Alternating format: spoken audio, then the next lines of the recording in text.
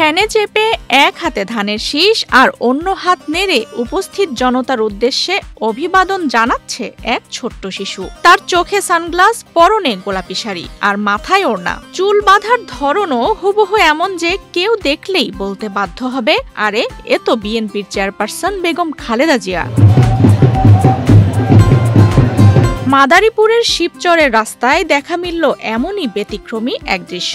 ৯ November রোববার জাতীয় বিপ্লব ও সংহতি দিবস উপলক্ষে মাদারীপুরের শিবচরে আয়োজিত বর্ণাঢ্য র্যালিতে খালেদা জিয়ার সাজে উপস্থিত হয়ে এই ছোট্ট শিশুটি সকলের দৃষ্টি কাড়ে। ওদের স্বপ্ন পূরণে পাশে থাকতে পেরে আমরা গর্বিত।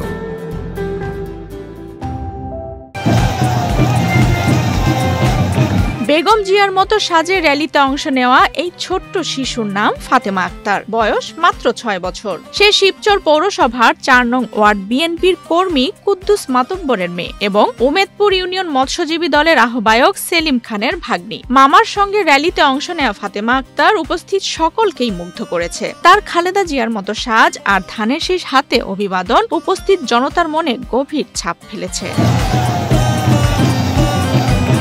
র্যালিতে অংশ নেয়া এক নেতা বলেন, ফাতেমাকে দেখে মনে হয়েছে আজকের শিবচরের মিছিলে যেন খালেদা জিয়া নিজেই হেঁটেছেন। সাজ্জাদ হোসেন লাবলু সিদ্দিকীর নেতৃত্বে অনুষ্ঠিত র্যালিতে শত শত নেতাকর্মী অংশ নেন, কিন্তু সকলের দৃষ্টি, মুগ্ধতা এবং আলাপের কেন্দ্রবিন্দু ছিল ৬ বছর বয়সী ফাতেমা আক্তার।